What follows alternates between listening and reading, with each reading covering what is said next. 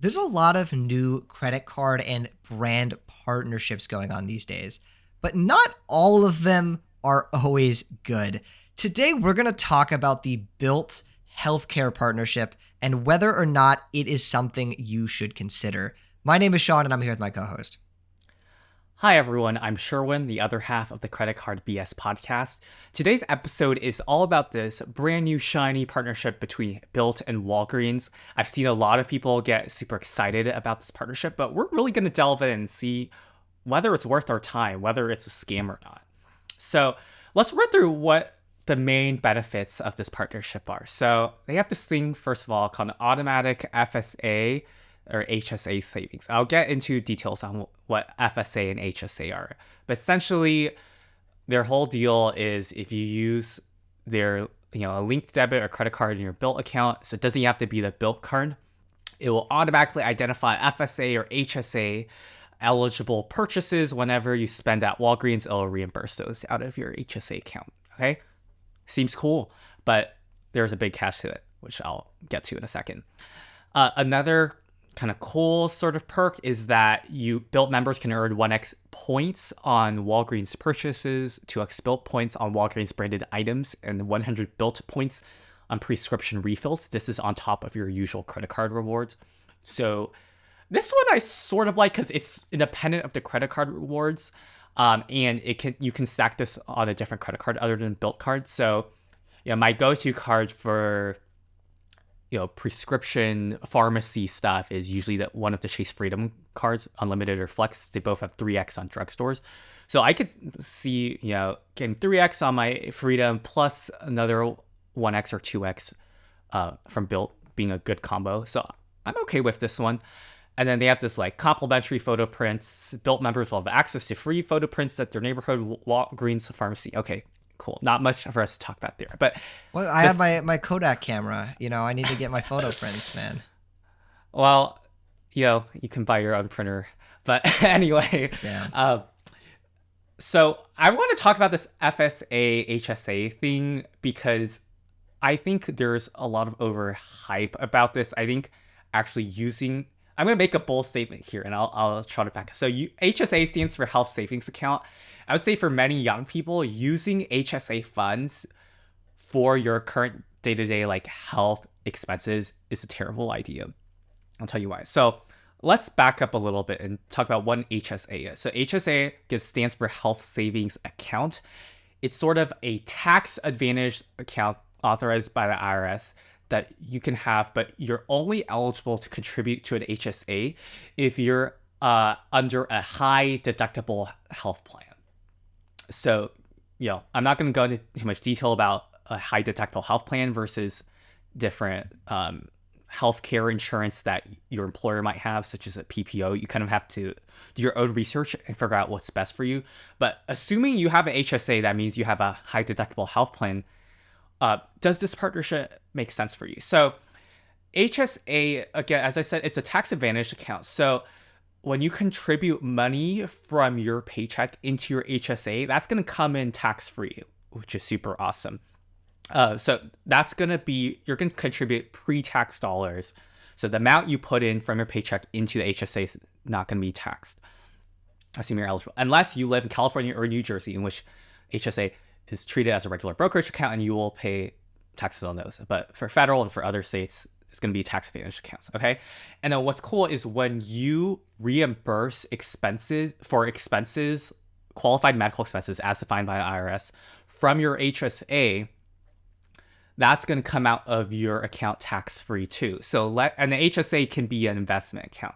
So let's say I contribute up to the IRS maximum for a year into my HSA account. That's going to be tax-free going in. Then the money is going to grow from my investments. And that gain in my investments, when I take it out for a qualified medical expense, there's not going to be capital gains tax. There's not going to be another income tax assessed because it's a tax advantage account, assuming you're using it for qualified medical expenses. So Sean, is what I'm saying making sense so far? No, yeah, it's making sense. It's very interesting how you're able to not only take the income from it tax-free into the HSA, but you're able to put it in the market. You're able to actually grow it over a long period of time. and not end up paying capital gains tax. I think it's like that's something I don't think that's talked about that often, and I think it's very interesting. So wait, what is the IRS maximum for contributing to an HSA? So it changes every year and increases due to inflation. I think right now it's $4,150. I might be wrong. So it's not a huge amount of money, but if you make That's consistent not insignificant though. contributions, That's something. yeah, like if you make consistent contributions each year, and then like if the market's doing well, if your investments are doing well, it can be a good chunk of like non-taxed funds. And this is even better than like most IRAs and 401ks, where you're like either going to be taxed on the front end when you put money in or on the back end when you take money out. This one is like tax free on both ends, assuming you're using it for qualified medical expenses. Now, again, so the idea of this Bilt partnership, right, is it seems smart, right? Like I'm using my Bilt linked credit or debit card, right? I'm swiping at Walgreens. It's going to automatically identify those HSA eligible purchases and send me reimbursements from my HSA for them. Now, I think there's nothing wrong inherently in doing that, but that's just like not the strategy I go for, because as of this recording, there's this, I don't know if it's a loophole per se, but the IRS rule for getting reimbursed from an HSA is that there's no deadline. And here's why that is super important. Let's say I have a significant hospital bill today, right? Like that's $1,000, for example. And if I can afford to pay for that hospital bill using my own non-HSA money, I should do so and leave my HSA funds invested in my HSA, right? And what I can do is I can keep that $1,000 receipt safe, and then like 10, 20, 30 years later, or whenever I want later, I can take out that receipt and it's like, hey, I want a distribution from my HSA account to reimburse this. And because there's no deadline or time limit from when that receipt is for and when you can reimburse it as of current law, you can actually like grow your tax-free investments for a long time and then use this like receipt from like ages ago basically to take out the money tax-free. Does that make sense, Sean? No, it does. And it's very interesting how there is like actually no time, limit, because a lot of people don't realize, like, let's say you're contributing 4,000 a year. If and you're putting it, let's say in like, low cost index funds, over 30 years, that 4,000, grows quite very, very, very significantly. And so the fact that, and then the fact that you're able to then reimburse yourself out of it without capital gains tax as well is pretty nuts. Yeah, and that's why I don't recommend people use their HSA debit card that they get from the HSA account, or I use this Bilt reimbursement thing, because then you're basically like taking money out of your HSA as you make those purchases, which, if you need that money to pay for legitimate expense, like go for it, do it. I'm not against that at all. But I'm just saying, if you are young and you have enough savings or money to like cover your medical expenses without tapping into your HSA funds, like you have much more growth potential just leaving it in your HSA, saving the receipt, and like getting the money out later tax free. So that's my 2 cents. That's why, okay, fair, sort of a misleading video title, in a sense, but that's why I'm saying this partnership thing is a scam, because it's putting people in the wrong mindset of how to best maximize their HSA. And don't believe the hype about this automatic reimbursement thing. Like, it's cool as a matter of technology, but I don't think it's the smartest financial thing. But that's just my personal opinion. Everyone's preferences, financial preferences, and needs and situations different. So I'm not saying everyone should do what I'm doing, but I'm saying I think this is a quote unquote scam, because I think it's not the right way to go about your HSA, given that this like no deadline to reimburse thing is still available. I would much prefer to take advantage of that.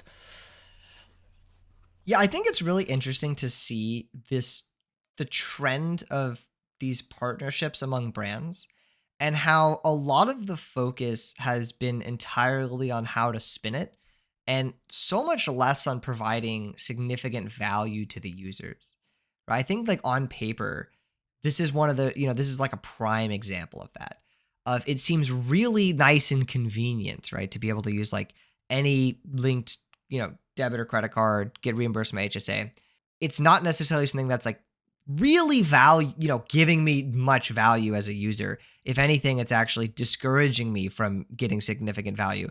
And I think we've seen these trends, a lot between like the hotel brands and other brands and these kind of new partnerships that have been coming out with credit card companies and everything. And it's been a lot. You know what I'm talking about? Kind of like the focus Yeah. has just been on how do we spin this as like some trendy new technology thing, not wow, this is actually like really valuable to our users. And when something comes along that is valuable to the users, it's like a breath of fresh air. But it is tiring to see that all of this work is being put into all these partnerships that either are pretty much unremarkable. Like, okay, for example, sure. Like being able to get the Bilt points on a Walgreens purchases, cool. That's not a harm in any way, right? There's nothing wrong with that at all. But there's nothing wrong with this partnership, right? But is it like really like even worth paying attention to this at a certain point of like, on the user side of like, if I was going to utilize this, like there's so many partnerships that come out now, and it's like I wonder why some of these companies even bother doing it, because you're providing so little value at the end of the day with this Right. partnership that it's like who's like really like, wow. Oh, sure, when I can get one Bilt point per dollar on my Walgreens purchases, like, whoa. I'm spending like 10 grand a month at Walgreens. I don't know about you, man. But I agree, but I will say I can see this useful for some users that have maybe a lot of prescriptions, because some medication can be costly, and if you have like recurring prescription needs where you're actually going to end up spending a lot at Walgreens. But I agree with you, like 1 point per dollar, 2 points per dollar is nothing home to write about if we can get these gigantic 60 to 80,000, sometimes even more than 100,000 sign up bonuses from just a single card opening, right? Then, in that sense, it's not as impressive to us. yeah. I do want to qualify with one nuance. So you'll notice I said a lot of stuff about HSA, but there's actually another type of account called an FSA, or flexible spending account. This one works differently from an HSA in that, from my understanding, you're eligible for an FSA even if you don't have a high deductible health plan. And that would be the only reason you would want to get an FSA. It's kind of like a worse version of the HSA, where the funds in it, not all of it rolls over year to year. So it's sort of a use it or lose it situation each year. And it's like a worse version of HSA, except you're eligible for it even if you don't have a high deductible health plan. So with that, I feel if you have an FSA, I feel like this Bilt healthcare partnership may make a little more sense, in the sense that, like, since the money is use it or lose it, you do need to spend it each year or you forfeit it. But for HSA users that can hold the money long term, I would not use this. Yeah, that makes sense. Okay, cool. So that's our little hot take blurb about the Bilt healthcare partnership with Walgreens. What do you think? Are you as pessimistic about these partnerships as we are, or do you think this could actually provide some value? All opinions are welcome. Please leave a comment below. If you found today's video interesting or useful, or just an interesting perspective in any sense, please give us a like and subscribe to our channel. Also, if you're interested in opening any card, please consider using one of the links in the description below. It greatly helps support our channel. And finally, Sean, why don't you plug our Discord? So if you want to connect with an elite and very knowledgeable group of award travel specialists and credit card enthusiasts, check out the 100% free Traveling Discord group at the link in the description. You will learn so much, I promise you. Thank you so much for watching, and we will see you next week.